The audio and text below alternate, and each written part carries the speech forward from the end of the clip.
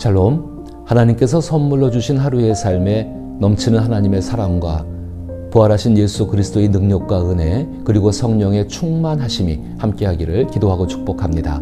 함께 읽고 묵상할 말씀은 마태복음 1장 18절로부터 25절 말씀입니다. 제가 읽어봅니다.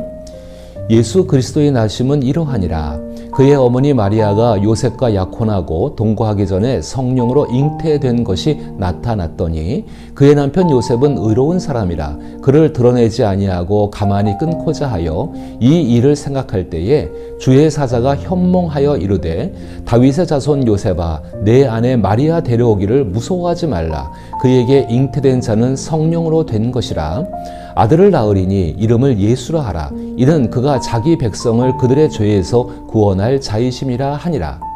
이 모든 일이 된 것은 주께서 선지자로 하신 말씀을 이루려 하심이니 이르시되 보라 처녀가 잉태하여 아들을 낳을 것이요 그의 이름은 임마누엘이라 하리라 하셨으니 이를 번역한즉 하나님이 우리와 함께 계시다 함이라. 요셉이 잠에서 깨어 일어나 주의 사자의 분부대로 행하여 그의 아내를 데려왔으나 아들을 낳기까지 동침하지 아니하더니 낳음에 이름을 예수라 하니라. 아멘. 저는 오늘 이 말씀을 통해 예수님을 받아들이는 용기에 대해서 생각해 보고자 합니다. 마태복음은 마치 기자가 사건을 취재하여 사실을 객관적으로 전달하듯 크리스마스 이야기를 전합니다.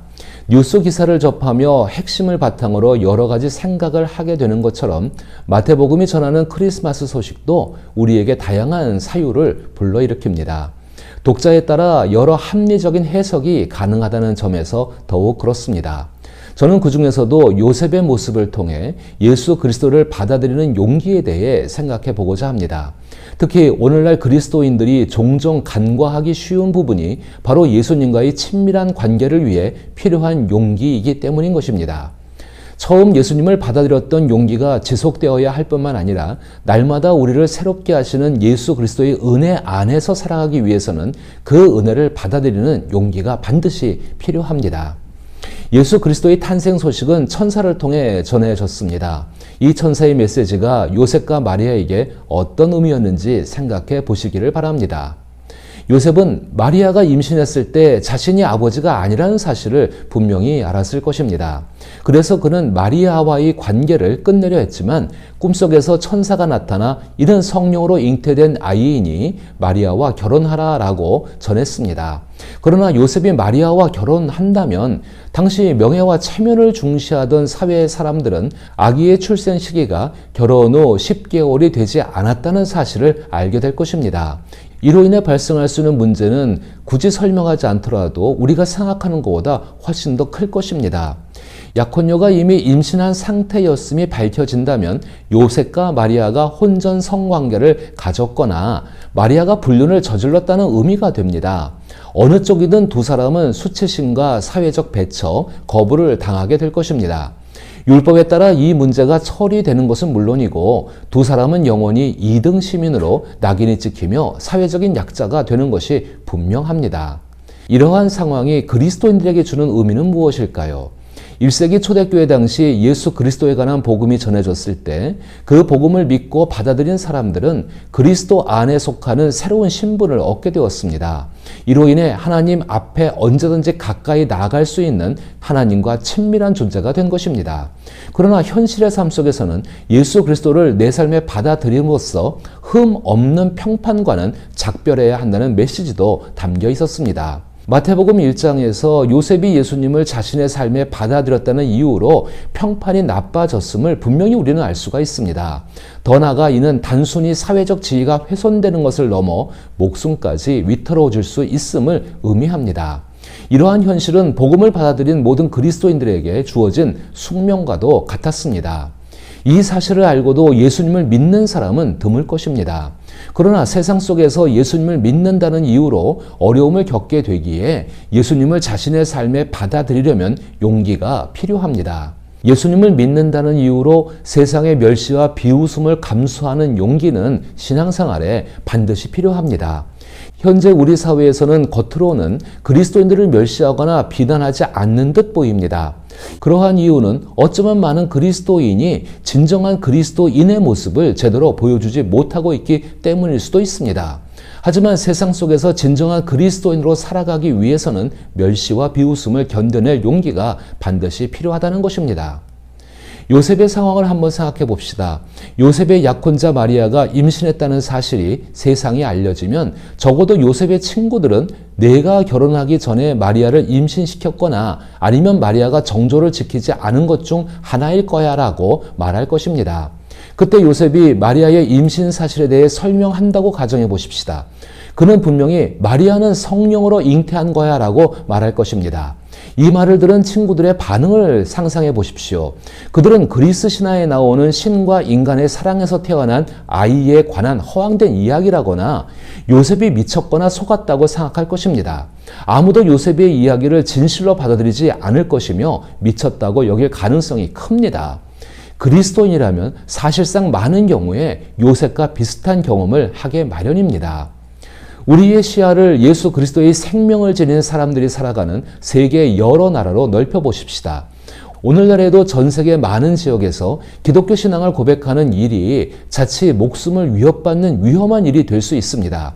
문명화되고 경제가 발달한 나라에서는 그리스도인들에게 대한 물리적 박해가 거의 사라졌지만 그렇지 않은 지역에서는 역사적 기독교 신앙을 지키는 이들에 대한 조롱과 멸시가 점점 더 심해지고 있습니다.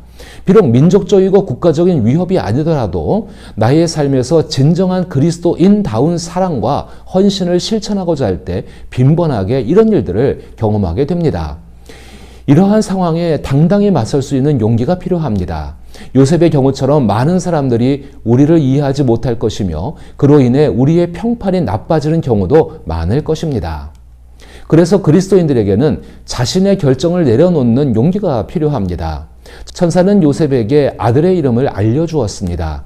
당시 문화에서는 자녀의 이름을 짓는 일이 아버지의 절대적인 권한이었습니다. 자녀에 대한 전적인 권리가 아버지에게 있었고 이름을 짓는 행위는 그 자녀가 아버지의 소관임을 나타내는 증거였습니다. 그러나 요셉에게 나타난 천사는 요셉의 고유한 권리를 앗아갔습니다. 천사는 요셉이 아들의 이름을 짓지 못하게 함으로써 예수님이 요셉의 삶에 계신다면 예수님이 요셉의 오래전부터 계신 삶의 주관자이시며 곧 태어날 아이가 요셉의 삶을 주관한다는 사실을 분명히 한 것입니다. 그리스도인이 된다는 것은 해야 할 일도 많고 하지 말아야 할 일도 많다는 의미입니다. 그래서 우리는 때로 그런 규칙들에 대해 거부감을 느끼기도 합니다. 하지만 그 밑바탕에는 자신이 성령으로 잉태된 아기의 이름을 스스로 결정할 권리가 있다는 생각이 자리 잡고 있다는 것도 살펴보셔야 합니다. 쉽게 말해 나는 예수 그리스도를 원하지만 내 기준에 맞게 받아들이고 싶다는 의미이기도 한 것입니다. 그러나 천사가 전한 말씀처럼 예수님이 우리 삶에 들어오시면 우리가 예수님을 통제하는 것이 아니라 오히려 예수님께서 우리를 인도하십니다. 어쩌면 현대의 많은 그리스도인들이 이 가장 중요한 진리를 잊고 살아가는 경우가 많다고 생각됩니다.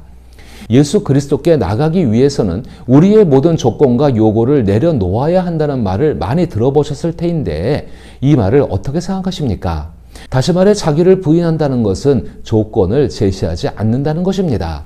만약 주님께서 이것을 하신다면 순종하겠다거나 내가 이것을 했으니 주님께서 내 요구를 들어주셔야 한다고 생각하는 마음을 버려야 한다는 뜻입니다. 순종의 조건을 달게 되면 그것은 진정한 순종이 아니게 됩니다. 조건이 붙는 순간 우리는 주님을 자신의 주인이 아니라 단지 좋은 자로 여기는 셈이 됩니다. 현대사회에서 가장 강력하게 들려오는 메시지는 자아에 충실하라라는 것입니다. 늘 자신의 깊은 꿈을 이루고 가장 깊은 갈망을 채우기 위해 노력해야 한다는 것이지요. 그러나 이러한 인생 철학에는 우리의 감정이 스스로 변화하며 때로는 서로 충돌할 수 있다는 중요한 문제가 내포되어 있습니다. 그럼에도 불구하고 이것이 세상에서 지배적인 관점입니다. 반면 그리스도인들의 소명은 이와는 전혀 다릅니다. 그리스도인들은 세상 속에서 자아 실현을 하는 것이 목적이 아니라 자신을 부인함으로써 그리스도 예수께서 빚어가시는 새 존재가 되는 부르심을 받았습니다. 이러한 삶을 살기 위해서는 예수님을 삶의 중심에 모시는 것이 필수적이며 이는 자신의 결정권을 내려놓는 용기 있는 선택입니다. 그 결과 주님께서 우리에게 새 이름을 지어주시고 그 이름에 합당한 삶을 살아가도록 인도하실 것입니다. 이는 곧 자신이 죄인임을 인정하는 용기로 나타납니다. 예수님의 사명이 궁극적으로 가리키는 바가 무엇이라고 생각하십니까? 이에 대해 21절에서는 이는 그가 자기 백성을 그들의 죄에서 구원할 자이심이라 라고 분명히 말씀하고 있습니다. 우리는 크리스마스에 오신 예수님을 생각할 때 우리에게 능력과 사랑을 주러 오신 분임을 떠올립니다. 그러나 그보다 먼저 예수님께서 우리를 용서하시기 위해 오셨다는 사실을 반드시 기억해야 합니다. 예수 그리스도의 용서를 통해 하나님과의 관계가 시작되며 그로부터 하나님의 능력과 사랑이 비롯되는 것입니다. 내가 죄인이다 라는 말에 대해 이렇게 생각해 보십시오.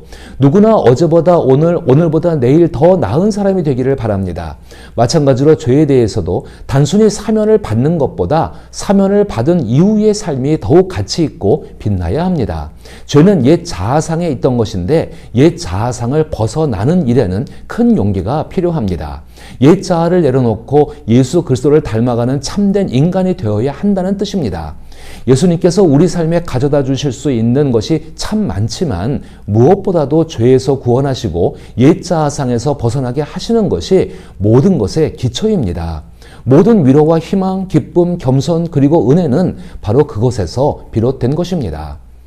예수님을 받아들임으로써 예수님 때문에 세상의 멸시와 비난을 감수할 용기, 예수님 때문에 자신의 결정을 포기할 용기, 그리고 예수님 때문에 죄사함을 받아 새 사람이 될 용기 모두 예수님을 바라보는 것만으로 충분합니다. 이 말을 너무 단순하게 생각하지 않았으면 좋겠습니다.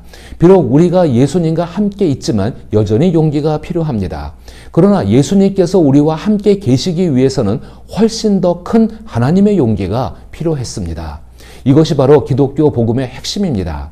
우리가 바라보는 예수님은 겟세마네 동산에서 땀을 흘리시며 기도하시고 고통스러운 죽음을 맞이하셨듯 그렇게 죽을 수밖에 없는 연약한 인간의 모습으로 고난과 배신, 죽임을 당하신 분이십니다. 크리스마스는 바로 우리를 위한 그 용기 있는 하나님의 행동이 시작된 날입니다. 하나님은 우리가 예수님을 받아들이기 위한 용기가 필요할 때마다 그 예수님을 바라보라고 말씀하십니다. 오늘 우리는 어떤 삶의 현실과 마주하고 있습니까? 크리스마스에 오신 예수님이 우리의 용기의 근원임을 기억하십시오. 그리고 이미 그 예수님을 받아들였기에 그 예수님을 바라보는 용기 있는 그리스도인이 될 수 있기를 기도하며 축복합니다.